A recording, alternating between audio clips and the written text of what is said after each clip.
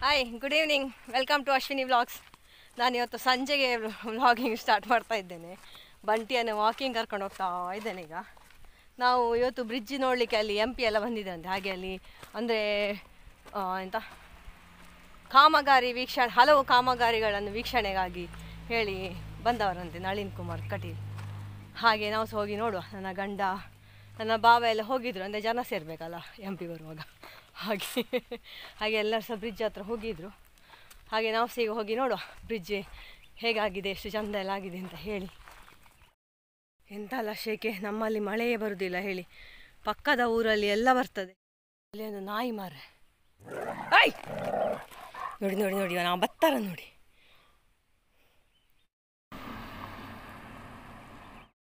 ಇನ್ನೆಲ್ಲ ಇಲ್ಲಿ ವಾಕಿಂಗ್ ಹೋಗೋದು ಭಾರಿ ಡೇಂಜರ್ ಅಂತ, ಸಿಕ್ಕಾಬಟ್ಟೆ ಸ್ಪೀಡಲ್ಲಿ ಬರ್ತದೆ ಗಾಡಿ. ಇಲ್ಲಿ ಡೌನ್ ಸಹ ಫುಲ್ಲು ಒಂದು ಬರ್ತದೆ ಜೈ ಅಂತ ಹೇಳಿಕೊಂಡು ಭಾರಿ ಜಾಗ್ರತೆ ಬೇಕು ನಾವು. ಬಂಟಿ ಬಂಟಿ ಬಂಟಿ ಗುಡ್ ಬಾಯ್ ಕೊರೆಪೆರೆ ಇದ್ದಿ ಬಂಟಿ. ಇದು ದ್ವಾದಶಿ ಅಲ್ಲ, ಸೊ ನಾವು ದ್ವಾದಶಿ ವೃತಾಚರಣೆ ಹೇಗೆ ಮಾಡೋದು ಹೇಳಿದರೆ, ಬೆಳಿಗ್ಗೆ ಇದು ಹೆಸರು ಕಾಳು ಮತ್ತು ಬೆಳ್ತಿಗೆ ಅನ್ನ ಒಟ್ಟಿಗೆ ಬೇಯಿಸಿ ಕಾಯಿಗಂಜಿ, ಮಧ್ಯಾಹ್ನಕ್ಕೆ ಉಂಟು ಅದು ಸ್ಪೆಷಲ್ ಮಾಡಿದ್ದು, ಮೊಳಕೆ ಕಟ್ಟಿತ್ತದು ಹೆಸರು ಕಾಳು. ಸೊ ಅದರೊಟ್ಟಿಗೆ ಸ್ವಲ್ಪ ರಾಗಿ ಹುಡಿ ಸಹ ಹಾಕಿ ಮಿಕ್ಸಿಯಲ್ಲಿ ಗ್ರೈಂಡ್ ಮಾಡಿ ಫರ್ಮೆಂಟೇಷನ್ ಬರೆಸಿ ಮಧ್ಯಾಹ್ನಕ್ಕೆ ದೋಸೆ ಮಾಡಿದ್ದು. ಸೂಪರಾಗಿದೆ ಅದು. ನಾವು ಉಂಟಲ್ಲ ಏಜ್ ಆದ ಹಾಗೆ ಕಾರ್ಬೋಹೈಡ್ರೇಟ್ಸ್ ತುಂಬ ಕಡಿಮೆ ತಗೊಳ್ಬೇಕಂತೆ, ಪ್ರೋಟೀನ್ ಇಂಟೇಕ್ ಜಾಸ್ತಿ ಆಗಬೇಕಂತ. ಹಾಗೆ ಹೆಸರು ಕಾಳು ಮತ್ತು ಕಡಲೆ ಹೀಗೆಲ್ಲ ಉಂಟಲ್ಲ, ಅದೆಲ್ಲ ನಮ್ಮ ಡಯಟಲ್ಲಿ ಜಾಸ್ತಿ ಬರಬೇಕಂತೆ. ಹೊಸ ಬ್ರಿಡ್ಜಲ್ಲಿ ವೆಹಿಕಲ್ ಎಲ್ಲ ಹೋಗಲಿಕ್ಕೆ ಸ್ಟಾರ್ಟ್ ಆಗಿದೆ ಅಂತ. ಹೌದು ನೋಡಿ ಅಂತೆ, ಭಾರಿ ಚೆಂದಾಗಿದೆ. ಸೊ ನೋಡಿ ಹೊಸ ಬ್ರಿಡ್ಜ್ನ ಕಾಮಗಾರಿ. ಬಂಟಿ ಇನ್ನು ಗಮ್ಮತ್ತು ಇನ್ನುಂಟಲ್ಲ, ತುಂಬ ಎತ್ತರ ಹೋಗ್ಲಿಕ್ಕಿಲ್ಲ, ಸ್ಟ್ರೈಟ್ ನಡೆದ್ರದ್ದು. ಇಲ್ಲದಿದ್ದರೆ ಆಚೆ ನಾನು ಕರ್ಕೊಂಡು ಹೋಗ್ಲಿಕ್ಕೆಲ್ಲ ನನಗೆ ಆಯಾಸ ಆಗ್ತಾಯಿತ್ತು. ಇನ್ನು ಚೆಂದ ಮಾಡಿ ಕರ್ಕೊಂಡು ಹೋಗುವ ಬನ್ನಿ. ಅಲ್ಲಿ ಒಂದು ದೊಡ್ಡ ಅಪ್ಪಿತ್ತು ಆಯಿತಾ, ನನಗೆ ಸೇಂಕೆ ಬರ್ತಾಯಿತ್ತು, ಸೇಂಕೆ. ಈಗ ಆರಾಮ ಸ್ಟ್ರೈಟ್ ಹೋದರೆ ಆಯಿತು. ಮಾತ್ರ ವೆಹಿಕಲ್ಸ್ ತುಂಬ ಫಾಸ್ಟ್ ಬರ್ತದೆ. ಇದು ಹಳೆಯ ಬ್ರಿಡ್ಜ್, ಅದರ ಈ ಕಡೆ ಬಂದರೆ ಹೊಸ ಬ್ರಿಡ್ಜ್. ಸೊ ಇಲ್ಲಿ ಎಲ್ಲ ದೊಡ್ಡ ಅಪ್ಪಿತ್ತು, ಅದು ನೋಡಿ ಅಷ್ಟೆತ್ತರ ಇರಲಿಲ್ಲ. ಬರೆ ಎಲ್ಲ ತೆಗೆದು ಅಗಲ ಎಲ್ಲ ಮಾಡಿ ಹೋಗುವ, ಆಚೆವರೆಗೆ ಹೋಗುವ ನಾವು. ರೋಡ್ಸ್ ಉಂಟಲ್ಲ ಸಿಕ್ಕಾಬಟ್ಟೆ ಅಗಲಾಗಿದೆ ಅಂತ, ಹೈವೇ ಆಗ್ತದಂತೆ ಇನ್ನಿಲ್ಲಿ. ಚೆಂದ ಅಲ್ಲ, ಸಂಜೆ ಎಲ್ಲ ಬರಲಿಕ್ಕೆ, ಬೆಳಿಗ್ಗೆ ಎಲ್ಲ ವಾಕಿಂಗ್ ಬರ್ಬೋದಲ್ಲ ಆರಾಮ್ಸೆ. ಇಷ್ಟಿದ್ರೆ ಸಹ ನಮಗೆ ಆಯಾಸ ಬಿಡಬೇಕೆ ಅಲ್ಲ, ಆಯಾಸ ಅಲ್ಲ ಉದಾಸೀನ ಬಿಡಬೇಕು ಬರಲಿಕ್ಕೆ. ಓ ಇಲ್ಲಿಂದ ನೋಡಿ ಕರೆಕ್ಟ್ ಕಾಣ್ತದೆ ಆಚೆ ಹೋಗೋದು ವೆಹಿಕಲ್ಸ್, ಆಚೆಯಿಂದ ಬರುವುದೆಲ್ಲ. ಇಲ್ಲಿ ಒಂದು ದೊಡ್ಡ ಟರ್ನ್ ಉಂಟು ನೋಡಿ.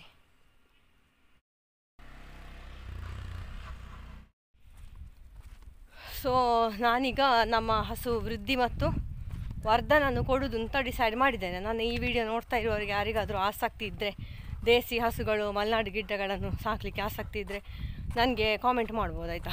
ಮೋಸ್ಟ್ಲಿ ಯಾರಿಗೆ ಸಹ ಇಲ್ಲ ಕಾಣ್ತದೆ ನನ್ನ ಈ ವಿಡಿಯೋ ನೋಡುವವರಿಗೆ ಹಸುಗಳಲ್ಲಿ ಆಸಕ್ತಿ ಅಲ್ಲ.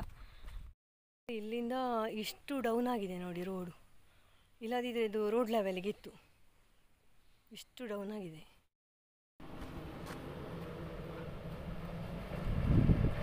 ಈಗ ರಾತ್ರಿ 8 ಗಂಟೆ ಆಯಿತು.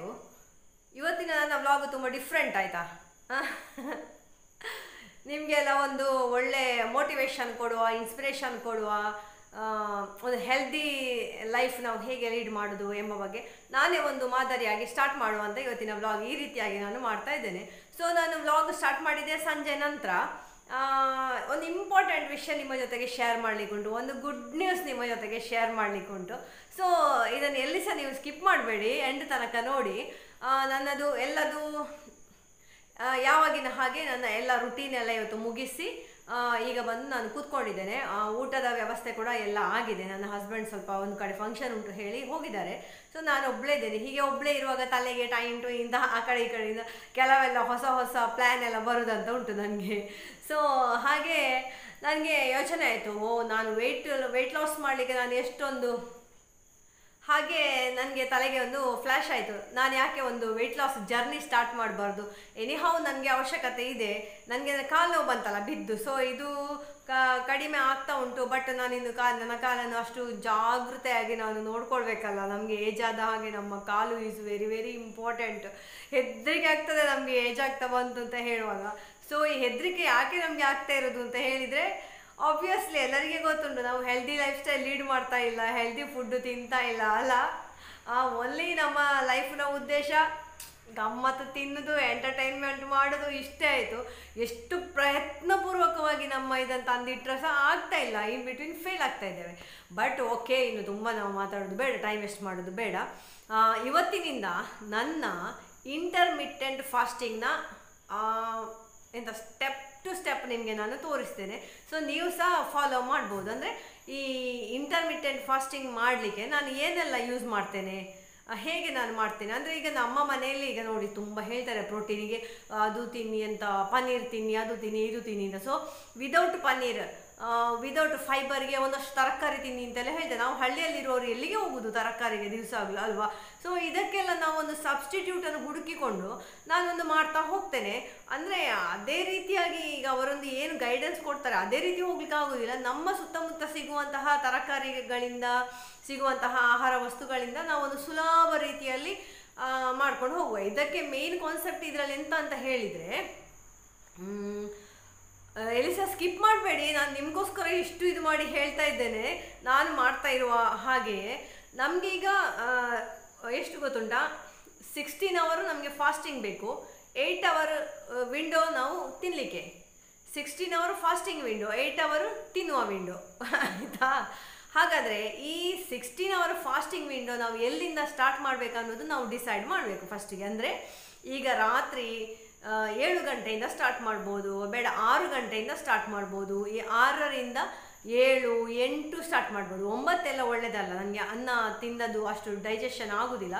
ಸೊ ನಾವು 7 ಗಂಟೆಗೆ ತೆಕೊಂಡ್ರೆ ರಾತ್ರಿ ಈಗ 7 ಗಂಟೆಯಿಂದ ನಾಳೆ ಬೆಳಿಗ್ಗೆ ಎಷ್ಟು ಹೊತ್ತಿನವರೆಗೆ 16 ಗಂಟೆಗಳಾಗ್ತದೆ ಅಂತ ಲೆಕ್ಕ ಹಾಕಬೇಕು. 7 ಗಂಟೆ ಹೇಳಿದರೆ 8, 9, 10, 11, 12, 13 ಇಲ್ಲ, 1, 2, 3, 4, 5, 7, 8, 9, 10, 11, 11.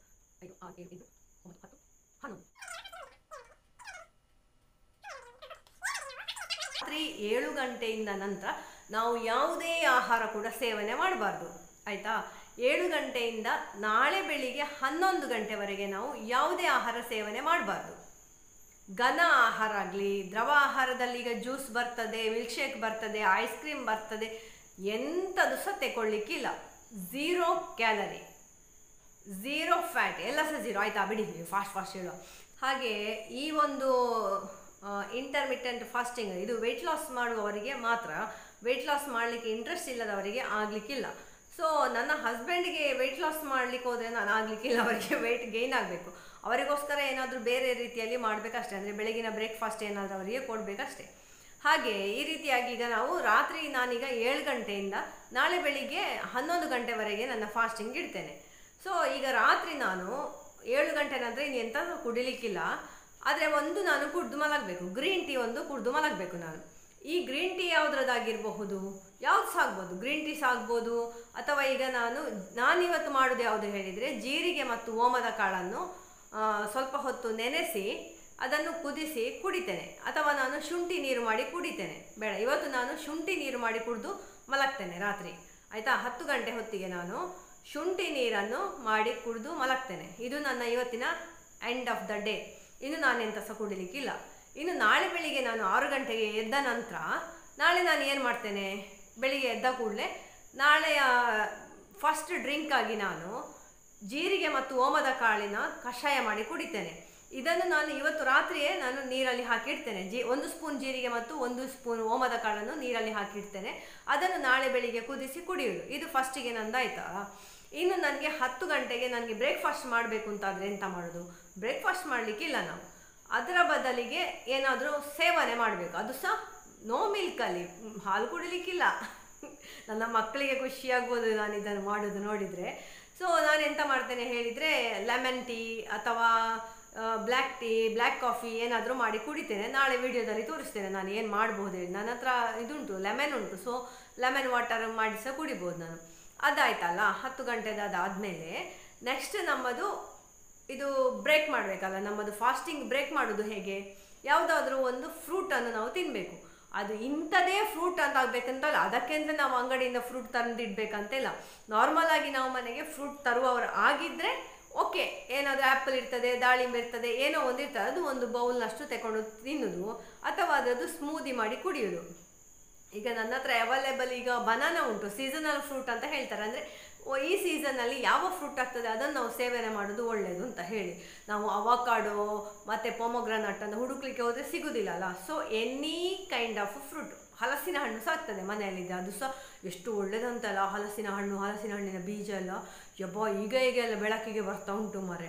ನಾವೆಲ್ಲ ಹಲಸಿನ ಬೀಜ ತಿನ್ನಲಿಕ್ಕೆ ತಮಾಷೆ ಮಾಡೋದು ಸಣ್ಣದಿರುವಾಗ, ಹಲಸಿನ ಬೀಜ ತಿಂದರೆ ಗ್ಯಾಸ್ ಹೋಗ್ತದೆ ಅಂತಲ್ಲ. ಅದಕ್ಕೆ ಮುಟ್ಲಿಕ್ಕೆ ಇಲ್ಲ, ಅದು ಎಷ್ಟು ಒಳ್ಳೇದಂತೆ ಗೊತ್ತುಂಟ ಆಯ್ತಲ್ಲ. ಈಗ ಒಂದು ಎಂತ ಮಾಡಿದ್ದು, ಫ್ರೂಟ್ ಇದು ಡ್ರಿಂಕ್ ಕುಡ್ದಾಯ್ತಲ್ಲ, ಅಲ್ಲಿಗೆ ಆಯಿತು.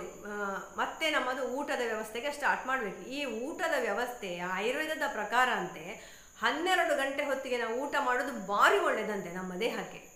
ಈಗ 11 ಗಂಟೆಗೆ ನನ್ನ ಫಾಸ್ಟಿಂಗ್ ಬ್ರೇಕ್ ಆಯಿತು. ಇನ್ನು 11 ಗಂಟೆಯಿಂದ ನಾನು 12 ಗಂಟೆಯಿಂದ 1 ಗಂಟೆಯ ನಡುವಿನಲ್ಲಿ ಯಾವಾಗ ಬೇಕಿದ್ರೆ ಸಹ ನನ್ನ ಮಧ್ಯಾಹ್ನದ ಊಟ ತಗೊಳ್ಬೋದು. ಈ ಊಟಕ್ಕೆ ನಾನು high protein, high calcium, high fibre ಇರುವಂತಹ ಯಾವುದೇ ಆಹಾರ ವಸ್ತು ಬಳಸಬೇಕು. ನಮಗೀಗ ಚಪಾತಿ ರೊಟ್ಟಿ ಬೇಕಿದ್ದವರು ಅದಕ್ಕೆ ಸರಿ ಮಾಡಬೇಕು, ನಮಗೆ ಅದೇನು ಅವಶ್ಯಕತೆ ಇಲ್ಲ ಅಲ್ಲ. ಸೊ ನಾವು ಅನ್ನ ತಿನ್ಬೋದು, ಒಂದು ಸ್ವಲ್ಪ ಅನ್ನ, ಅದಕ್ಕೆ ಸುಮಾರು ತರಕಾರಿ, ಓಕೆ. ಆಮೇಲೆ ಅದಕ್ಕೆ ಸಲಾಡ್ ತಿನ್ಬೇಕಂತೆ, ಅದೇ ತರಕಾರಿ, ಮತ್ತು ಸಾಂಬಾರು ತಿನ್ಬೋದಂತೆ ಮಧ್ಯಾಹ್ನ, ಮತ್ತು ದೋಸೆ ತಿನ್ಬೋದಂತೆ. ಸೊ ನನಗೆ ಇದೊಂದು ಭಯಂಕರ ಖುಷಿ ಆಯ್ತು ಆಯಿತಾ. ಯಾಕೆ ಹೇಳಿದರೆ ಬೆಳಿಗ್ಗೆ ನಾನು ದೋಸೆ ಹಸ್ಬೆಂಡಿಗೆಲ್ಲ ಮಾಡಿ ಕೊಟ್ಟರೆ ನನಗೆ ತಿನ್ನಲಿಕ್ಕೆ ಆಸೆ ಆಗೋದಿಲ್ವಾ. ಸೊ ನಾನು ಮಧ್ಯಾಹ್ನ ದೋಸೆ ಮಾಡಿ ತಿನ್ಬೋದು, ನನಗೆ ಇಷ್ಟ ಇದೆ. ಸೊ ಬೆಳಿಗ್ಗೆ ಸಹ ನಾನು ಬ್ರೇಕ್ಫಾಸ್ಟಿಗೆ ಹೈ ಪ್ರೋಟೀನ್, ಫೈಬರ್, ಕ್ಯಾಲ್ಶಿಯಂ ಇರುವ ದೋಸೆ ಮಾಡ್ತೇನೆ. ನಾಳೆಗೆ ನಾನು ಎಂಥ ಪ್ಲ್ಯಾನ್ ಮಾಡಿದ್ದೇನೆ ಹೇಳಿದರೆ, ಮೂಂಗ್ಲೆಟ್ ಗೊತ್ತುಂಟ ನಿಮಗೆ, ಅದನ್ನು ಮಾಡ್ತಾ ಇದ್ದೇನೆ. ಅದಕ್ಕೆ ತರಕಾರಿ ಇಲ್ಲ ಅಂತ ಈಗ ಹಾಕಲಿಕ್ಕೆ, ತರಕಾರಿ ಬೇಕು, ಇದ್ದದನ್ನು ಹಾಕಿ ಮಾಡುವ ಮೂಂಗ್ಲೆಟ್. ಸೊ ನನಗೆ ಮಧ್ಯಾಹ್ನಕ್ಕೆ ರೈಸ್ ಮತ್ತು ಚೆನ್ನ ಉಂಟಲ್ಲ ಕಡಲೆ, ಅಥವಾ ರಾಜ್ಮಾ ಒಂದು ಪ್ಯಾಕೆಟ್ ನನ್ನ ಫ್ರಿಜ್ಜಲ್ಲಿ ಉಂಟು. ಸೊ ನಾಳೆಗೆ ನಾನು ರಾಜ್ಮಾ, ಚೆನ್ನ ದಾಲ್ ಯಾವುದನ್ನಾದರೂ ಮಾಡಿ ಇದು ಮಾಡ್ತೇನೆ. ಅದು ನಾಳೆ ತೋರಿಸ್ತೇನೆ ಮಧ್ಯಾಹ್ನದೆಲ್ಲ. ಸೊ ಇದಿಷ್ಟು ಸಾಕಲ್ಲ. ಮತ್ತು ಸಂಜೆಗೆ ನಮಗೆ ಬೇಕಿದ್ದರೆ ಗ್ರೀನ್ ಟೀ ಅಂಥದ್ದೇನಾದರೂ ಕುಡಿಬೇಕು, ಮತ್ತು ಕಡಲೆ ಎಲ್ಲ ಮಾಡಿ ಕುಡಿಬೇಕು. ನಾವು ಜಾಸ್ತಿ ದೇಹಕ್ಕೆ ಉಪ್ಪು ಸಕ್ಕರೆ ಹೋಗೋದ ಹಾಗೆ ನೋಡ್ಕೊಳ್ಬೇಕಂತೆ. ಸೊ ಇದಿಷ್ಟು ನಾವು ಮಾಡುವ. ಮಧ್ಯಾಹ್ನಕ್ಕೆ ಸಾಂಬಾರೆಲ್ಲ ಯೂಸ್ ಮಾಡ್ಬೋದು. ಮತ್ತು ಇದು ಬೇಕೇ ಬೇಕು, ಪ್ರೋಬಯೋಟಿಕ್ಕಿಗೆ ಮೊಸರಂತೂ ಬೇಕೇ ಬೇಕು. ಮೋಸ್ಟ್ಲಿ ನನ್ನ ಲೆಕ್ಕದಲ್ಲಿ ಫರ್ಮೆಂಟೆಡ್ ಫುಡ್ ಕೂಡ ಏನಾದರೂ ನಾನು ಯೂಸ್ ಮಾಡ್ಬೋದು ಅಂತ. ಅಂದರೆ ಇದು ನಾವೆಂತ ಮಾಡೋದು, ರಾಗಿ ಅಂಬಲಿ, ದೋಸೆ, ಇಡ್ಲಿ, ಇದನ್ನೆಲ್ಲ ಮಧ್ಯಾಹ್ನ ನಾವು ಬೇಕಾದಷ್ಟು ತಿನ್ಬೋದು. ಡೆಸರ್ಟ್ ಕೂಡ ತಿನ್ಬೋದು ಅಂತ ಏನಾದರೂ. ಬಾಕಿ ಹೊತ್ತಲ್ಲಿ ಸ್ವೀಟಾಗಿ ಏನಾದರೂ ತಿನ್ನಬಾರ್ದು. ಈ ಹೊತ್ತಿಗೆ ನಾವು ಊಟದ ಹೊತ್ತಿಗೆ ಎಲ್ಲ ಸಹ ತಿನ್ಬೋದು. ಸೊ ನಾಳಿನ ಊಟದ ತಾಲಿ ಹೇಗಿರ್ತದೆ ಅಂತ ಹೇಳಿ ನಾನು ನಾಳಿನ ವಿಡಿಯೋದಲ್ಲಿ ನಿಮಗೆ ಹೇಳ್ತೇನೆ. ಅದನ್ನು ನೀವು ಮಿಸ್ ಮಾಡದೆ ನೋಡಿ ಮನೆಯಲ್ಲಿ ಸಹ ಫಾಲೋ ಮಾಡಿ ಆಯಿತಾ. ಮತ್ತು ಫೈಬರಿಗೆ ನಮ್ಮಲ್ಲಿ ಎಂಥ ಫೈಬರಿಗೆ ಎಲ್ಲಿ ಹೋಗೋದು ಇಲ್ಲಿ ತರಕಾರಿಯೇ ಇಲ್ಲ ನನ್ನ ಹತ್ರ. ನಾನು ಎಂತ ಮಾಡ್ತೇನೆ ಗೊತ್ತುಂಟಾ, ಬಾಳೆದಂಟು ಹೈ ಫೈಬರ್ ಅಲ್ಲ, ಅದರದ್ದು ಸಲಾಡ್ ಮಾಡ್ತೇನೆ. ಜಾಸ್ತಿ ಖರ್ಚು ಮಾಡೋದೇ ಉಂಟಲ್ಲ, ಅಂಗಡಿಯಿಂದ ಜಾಸ್ತಿ ತರದೆ, ಅದರಲ್ಲೆಲ್ಲ ಇರೋದು ವಿಷಯವೇ ಅಲ್ವಾ. ಸೊ ಮನೆಯಲ್ಲಿ ಏನೆಲ್ಲ ಮಾಡ್ಲಿಕ್ಕೆ ಆಗ್ತದೆ ಹೇಳಿ ನಾವು ಒಂದು ಸರ್ಕಸ್ ಎಲ್ಲ ಮಾಡುವ. ಹಾಗಾಗಿ ಇವತ್ತಿನಿಂದ ನನ್ನದು ಇಂಟರ್ಮಿಟೆಂಟ್ ಫಾಸ್ಟಿಂಗ್ ಸ್ಟಾರ್ಟ್ ಆಗ್ತಾ ಇದೆ. ಯಾರೆಲ್ಲ ನನ್ನೊಟ್ಟಿಗೆ ಜಾಯ್ನ್ ಆಗಬಹುದು. ಈ ವಿಡಿಯೋ ನೋಡಿದಂದಿನಿಂದ ನೀವು ಸ್ಟಾರ್ಟ್ ಮಾಡಿ. ರಾತ್ರಿಗೆ ಈ ವಿಡಿಯೋ ನೀವು ನೋಡಿದರೆ ಕೂಡಲೇ ನೀವು ಫಸ್ಟಿಗೆ ಮಾಡಬೇಕಾದಂತಹ ಕೆಲಸ, ಜೀರಿಗೆ ಮತ್ತು ಓಮದ ಕಾಳನ್ನು ನೀರಲ್ಲಿ ಹಾಕಿಡಿ. ನಾನು ಒಂದೊಂದು ದಿವಸ ಒಂದೊಂದನ್ನು ಮಾಡ್ತೇನೆ ನಾನು. ಅಂದರೆ ಅದರ ಎಫೆಕ್ಟ್ ಸರಿ ಸಿಗಬೇಕಾದ್ರೆ ಅಟ್ಲೀಸ್ಟ್ ನಾವು ಒಂದು ವಾರದ ಒಂದೇ ನಮೂನೆಯ ಡ್ರಿಂಕ್ ಕುಡಿಬೇಕು. ಸೊ ಫಸ್ಟಿಗೆ ನಾವು ಜೀರಿಗೆ ಮತ್ತು ಓಮದ ಕಾಳಿಗೆ ಹೋಗುವ. ಬನ್ನಿ, ನಾನೀಗ ಅದನ್ನು ನೀರಲ್ಲಿ ಹಾಕ್ತೇನೆ. ನೀರಲ್ಲಿ ಹಾಕಿಕೊಂಡು ಇವತ್ತಿನ ದಿವಸ ಎಂಡ್ ಮಾಡುವ.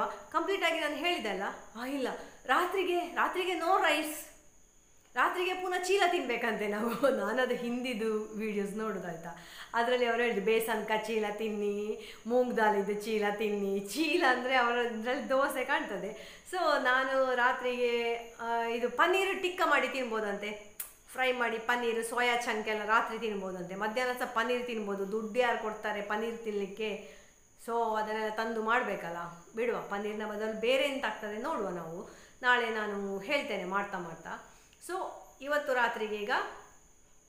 ರಾತ್ರಿಗೆ ಅದೇ ಎಂತ ಇಲ್ಲ ತಿನ್ನಲಿಕ್ಕೆ, ರೈಸ್ ಎಲ್ಲ ಇಲ್ಲ, ಲೈಟಾದ ಆಹಾರ, ಜೊತೆಗೆ ಏನಾದರೂ ಅದೇ ಪನ್ನೀರ್ ಟಿಕ್ಕ, ಸೋಯಾ ಚಂಕ್ ಅಥವಾ ಚಿಕನ್ ತಿನ್ನುವವರಿಗೆ ಚಿಕನ್ ಎಲ್ಲ ಆ ಥರ ಮಾಡಿ ತಿನ್ಬೋದು. ಅದಾದ ನಂತರ ಪುನಃ ರಾತ್ರಿಗೆ ನಾವು ಇದೇ ರೀತಿಯಾದ ಡ್ರಿಂಕ್ ಕುಡಿದು ಮಲಗೋದು. ಡ್ರಿಂಕ್ ಮಾಡಿಯೇ ಮಲಗಬೇಕಂತೆ ರಾತ್ರಿ. ಹಾಗೆ ಮತ್ತೆ ದಿವಸದಲ್ಲಿ 2 ರಿಂದ 3 ಲೀಟರ್ ನೀರು ಕಡ್ಡಾಯವಾಗಿ ಕುಡಿಬೇಕಂತೆ. ನಾನು 1 ಲೀಟರ್ ನೀರು ಸಹ ಹೋಗೋದಿಲ್ಲ ಕಾಣ್ತದೆ. ಸೊ ಇವತ್ತಿನಿಂದ ನನ್ನ ಹೆಲ್ದಿ ಲೈಫ್ ಸ್ಟೈಲ್ ಸ್ಟಾರ್ಟ್ ಆಗ್ತದೆ. ನನ್ನೊಟ್ಟಿಗೆ ಎಲ್ಲ ಸಹ ಜಾಯಿನ್ ಆಗಿ, ನನಗೆ ಗೊತ್ತುಂಟು ನಿಮಗೆಲ್ಲ ಇದು ಇಷ್ಟ ಆಗ್ತದೆ ಅಂತ ಹೇಳಿ, ಅದರ ಜೊತೆಗೆ ನಾನು ಮಾಡುವಂತಹ ಕೆಲವು ಲಾಟು ಪೂಟು ಎಕ್ಸಸೈಸ್, ಪ್ರಾಣಾಯಾಮ ಎಲ್ಲ ಗೊತ್ತುಂಟಲ್ಲ ನಿಮಗೆ, ಅದನ್ನು ಸ್ವಲ್ಪ ಸ್ವಲ್ಪ ಫಾಲೋ ಮಾಡಿ. ಮತ್ತು ನಿಮಗೆಲ್ಲ ಎನಿಮಲ್ಸ್ ಎಲ್ಲ ನೀವು ಮಿಸ್ ಮಾಡ್ತೀರಿ ಅಂತ ನನಗೆ ಗೊತ್ತು. ನಾನು ತೋರಿಸ್ತೇನೆ, ಬೆಕ್ಕು, ನಾಯಿ ಎಲ್ಲವನ್ನು ಸಹ ನಾನು ಸ್ವಲ್ಪ ಸ್ವಲ್ಪ ತೋರಿಸ್ತೇನೆ. ಬಟ್ ಎಂಟರ್ಟೈನ್ಮೆಂಟ್ ಮಾತ್ರ ಅಲ್ಲ ಮಾರೆ, ನಮಗೆ ಹೆಲ್ತ್ ಸಹ ಬೇಕು. 40+ನವರಿಗೆ ಯಾರಿದ್ದಾರೆ ಹೇಳಿ ನಮ್ಮನ್ನು ನೋಡಿಕೊಳ್ಳಿಕ್ಕೆ? ನಾವೇ ಜವಾಬ್ದಾರಿಯುತವಾದಂತಹ ಸ್ಥಾನದಲ್ಲಿರುವಾಗ ನಮ್ಮ ಜವಾಬ್ದಾರಿಯನ್ನು ಯಾರು ತಗೊಳ್ತಾರೆ? ನಾವೇ ತಗೊಳ್ಬೇಕಲ್ವಾ?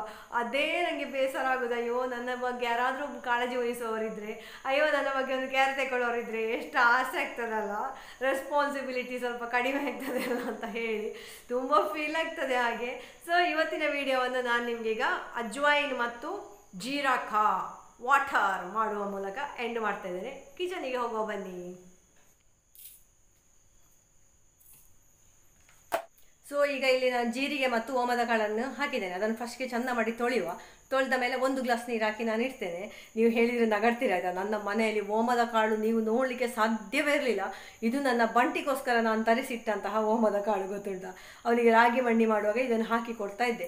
ಅವನಿಗೆ ಅದು ಇಚ್ಚಿಂಗ್ ಎಲ್ಲ ಬರ್ತಾ ಇತ್ತಲ್ಲ, ಆಗ ನಾನು ಅವನಿಗೆ ರಾಗಿ ಮಂಡಿಗೆ ಅರಶಿಣ, ಓಮದ ಕಾಳು ಮತ್ತು ಬೆಳ್ಳುಳ್ಳಿ ಹಾಕಿ ಕೊಡ್ತಾ ಇದ್ದೆ, ಗೊತ್ತುಂಟ? ನಾನು ಒಂದು ದಿವಸ ಸಹ ಸೇವನೆ ಮಾಡಿರಲಿಕ್ಕಿಲ್ಲ, ಮನೆ ವರ್ಷ ಸೇವನೆ ಮಾಡಿರಲಿಕ್ಕಿಲ್ಲ.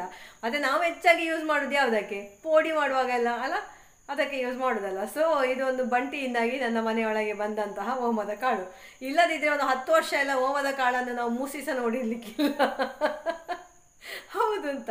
ಈಗ ಇದನ್ನು ತೊಳೆದು ನಾನು ಮುಚ್ಚಿಡ್ತೇನೆ. ಅದು ವಿಡಿಯೋ ಬೇಡಲ್ಲ, ನೀವು ಮಾಡಿ ಹಾಗೆ ತೊಳೆದು 1 ಗ್ಲಾಸ್ ನೀರು ಹಾಕಿ ಮುಚ್ಚಿಡಿ, ಆಯಿತಾ? ಸೊ ಇವತ್ತಿನ ಈ ವಿಡಿಯೋ ನಿಮಗೆ ತುಂಬ ಇಂಟ್ರೆಸ್ಟಿಂಗ್ ಆಗಿ, ತುಂಬ ಹೆಲ್ಪ್ಫುಲ್, ಯೂಸ್ಫುಲ್, ಯೂನಿಕ್ ಆಗಿ ಇರ್ತದೆ ಅಂತ ಅಂದ್ಕೊಂಡು ಎಂಡ್ ಮಾಡ್ತಾ ಇದ್ದೇನೆ. ನಾನೀಗ ತುಂಬ ಉದ್ದ ಎಲ್ಲ ರಾಗ ಎಳೆಯುವುದಿಲ್ಲ, ಬೇಗ ಬೇಗ ಬೇಗ ನಾನು ಮಾತಾಡ್ತೇನೆ. ನಿಮ್ಮ ಟೈಮ್ ಸೇವ್ ಮಾಡೋದು ನನ್ನ ಆದ್ಯ ಕರ್ತವ್ಯ. So thank you for watching. ನಿಮಗೆ ಇಷ್ಟ ಆಗಿದ್ರೆ ಎಂತ ಎಲ್ಲ ಯೂಟ್ಯೂಬಲ್ಲಿ ಎಲ್ಲ ಸಹ ಹೇಳ್ತಾರೆ, ಅದನ್ನೆಲ್ಲ ಮಾಡಿ. Thank you for watching. ಜೈ ಶ್ರೀರಾಮ್.